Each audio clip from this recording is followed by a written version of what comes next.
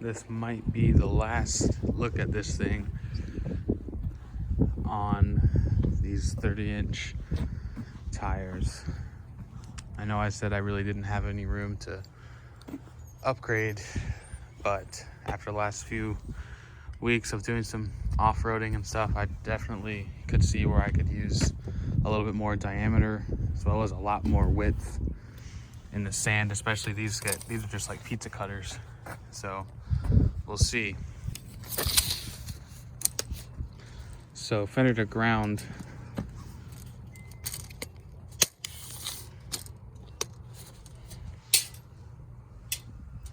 as it sits, 2.5-inch lift, 265/70 tires. It's at 38 inches front, and this is a 2.5 in the back with a Southern style off-road conversion. It's just above 39, not quite 39 1/4, so 39 1/8 looks like. We'll see. So this is the 65.6 pounds for the old wheel and tire. So the new tire alone weighs 67 pounds. So I'd imagine that my new weight for everything will be around 90 pounds. I just picked up some 35, 12.5, 17 Nitto Terra Grappler G2s, and I've had them on for 2 days. I've only driven it once, but it drives fine. It drives really no different. It's a lot taller. I gained just over 4 inches of tire, and it looks awesome. I think the looks alone make me want to keep the 35s, but I haven't taken it off road yet, but the performance off road should improve as well. And these look like they could really do some damage. I mean, in sand and stuff that I drive in, my biggest complaint was how narrow the Coopers were, and they weren't very aggressive. So the GX kind of washed around, especially in the sand. And I don't think these will do that. These are just freaking massive.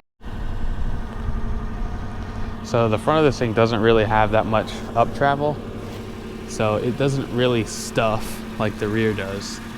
But I've got plenty of room. Even at close to full lock, it'll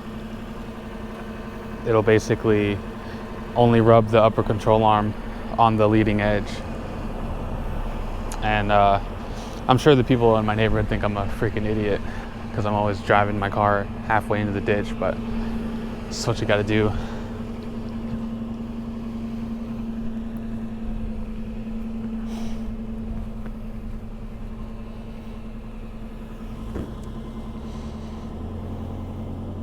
I might see if I can get it a little bit further down, but I mean, even in the rear, I've got 4 inches of clearance still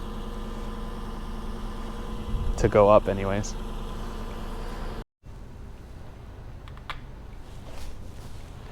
So at the front of the wheel well, you'll see the fender liner has already been moved up. When I did the bumper chop on the old bumper, it was cut up about here, so all of the fender liner mounts were removed, and I had my fender liner basically drilled into the piece of plastic that mounts the fog light. It's not drilled into the fog light, but basically where the fog light mounts to my fender liner is also mounted to. So I think you can see right here it rubs just a little bit there, but the plastic rubbing I'm not too worried about. I'm more worried about the metal rubbing. So one issue that I'm having right now is that it rubs a little bit right there and a little bit right here, but it's only at full lock in reverse, basically at the opposite side. So if I'm turning right, or if I'm turning left in reverse, it rubs on this side. So from what I read, it's basically just a wheel offset problem. I may be able to get away with doing an alignment and getting a little bit of that to stop, but it's only in reverse, it seems. Not too bad going forward, so I'm not worried about it. And these are both smooth surfaces, You know, it's not like I'm hitting full lock anywhere remotely, you know, while I'm driving fast. Full lock is, you know, very slow speed. So the main cutting we're going to be doing is this pinch weld right here. Basically, I'm just going to cut the plastic, hammer this flat, and then you can see it rubs here on the body mount. And on the other side, I cut the body mount bracket back here, and then basically diagonal this way. So what's going to happen is the cut is going to, you know, go in, come back this way, and then basically a plate's going to be welded. So the plate will be back here, basically. You know, obviously not below here, but this back about this level. So that way it will allow for clearance and we won't rub.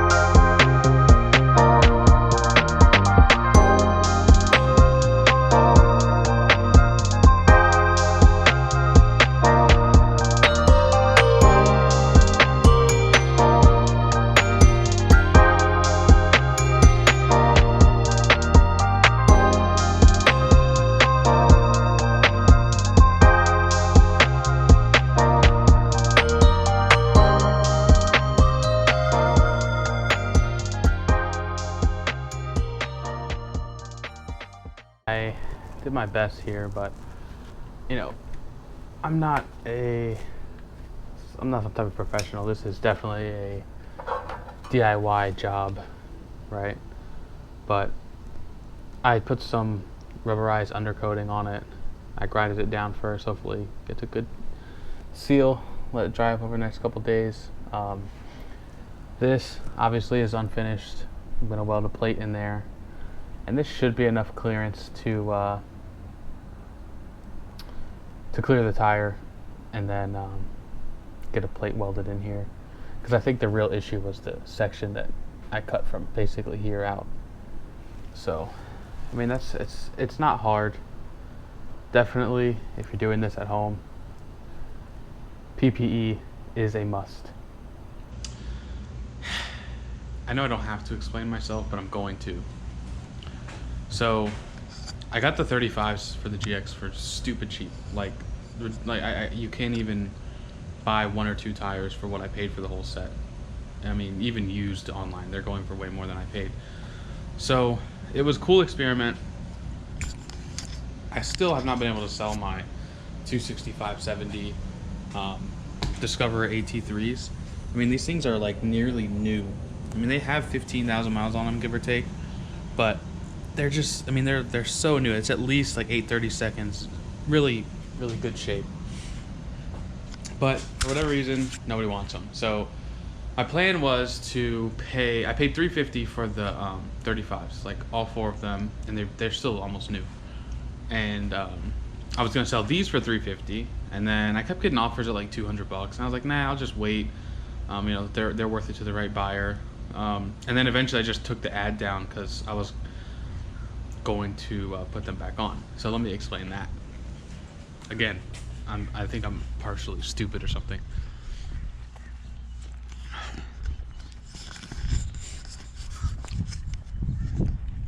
Oh yeah, I got another car. Alright, so these bad boys, as you can see, are just insanely big.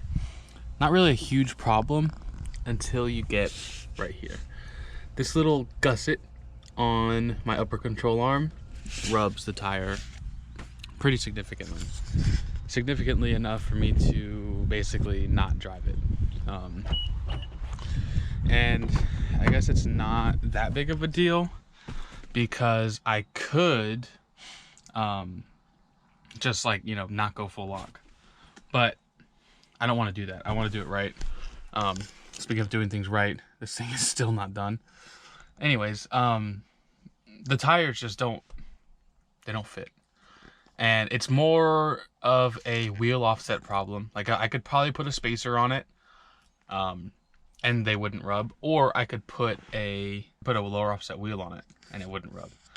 But I'm not a spacer guy, for one, and for two, I'm also not I don't have the money to put new wheels on it right now. So I don't want to do spacers. I'm not putting new wheels on it. And what does that leave me? Well, I couldn't sell my baby tires. So whatever, I'll just, you know, put the baby tires back on and go to, you know, sell the 35s. No big deal. So I just wanted a little bit more meat, which the 35s definitely give me, but again, not ideal. And I'm not a spacer guy. That's just my thing too, is I'm just not a spacer guy. Okay, so this is good enough. All right. Oh, I was gonna put the baby tires back on, but the guy that I kind of have a friend that works at a shop and helps me, you know, mount tires and do all that stuff, so I don't have to spend an arm and a leg doing all this stupidity. He's been kind of flaky, and because of that, I've been left to my own, you know, mind. So I was searching Facebook Marketplace and I found some 285 75 17s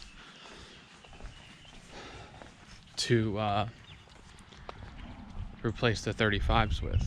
So in theory, the 285 75 is a 34-inch tire, but I think it's like actually 33.8 true diameter. So that'll save me just under an inch in height, and it'll save me about inch, maybe two, I forgot the exact measurement, in width. And that should be all I need to clear the upper control arm. And I've seen on GX470 that there's people running 285 75s with like no spacers, no, you know, on stock wheels, and not rubbing. So I think it'll be fine. But if it's not, at the very least, it'll just rub less. Because I'm fine with it. It doesn't rub bad enough when I'm driving, but just like right at the lock, it gets to the point where like I'm concerned for like ripping my ball joint off or something. I mean, there's a lot of force on that upper ball joint, so yeah.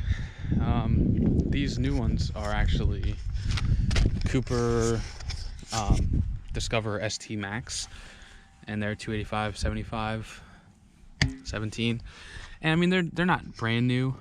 These are worn more than the others, but they've still got, I mean same, it's got to be 7 8 9 30 seconds right here, and it's a little bit lower in the middle, but some of them, like I think these are like brand new all the way across.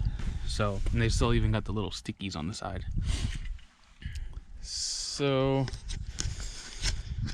yeah, I've been busy, and I got a new car, and I've now on my third set of tires for the GX that didn't even need tires to begin with. And yeah, it's been a mess. So I really am excited to get these on and hopefully get rid of the rub. And I really did like my Coopers, so I'm happy to put some Coopers back on it. So the idea now is to sell my baby tires for what I paid for these, which is $150. Sell my 35s for $350, just kind of make my money back and break even, and basically have gotten 285 75s for free. That's the goal here. We'll see how it goes, and I'm probably not going to be able to post this video until all that is done, and I will you know, update as I go along, and we'll see, maybe this works out. It's been about another week since I filmed that last section, and as you can tell, I lost a little bit of weight and hair, so everything worked out. for once in my life, me being the way that I am actually worked out in my favor. So, as I'm sitting here doing an oil change, you'll see that I now have the 285/75 Coopers on it. And like I said, they're not perfect, but they still got a little bit of life here. But the rear ones are great. So I think what I'm gonna do is end up buying like a set of two, and then I'll use the two fronts as just basically double spare tires, since my current spare is a 265/70. So it's obviously not a very good view because it's halfway in the garage, but the tires look great. It still rubs ever so slightly at full lock, but I don't think it's nowhere near as bad as it was before. And even if it is, I don't really care, because it's not. On the 35s, when I would turn the wheel, it would literally like push the control arm. Now it barely even touches. It only grinds a little bit at full lock only. So I'm super excited. For once in my life, me being dumb worked out in my favor. So that's a 285/75 on the GX.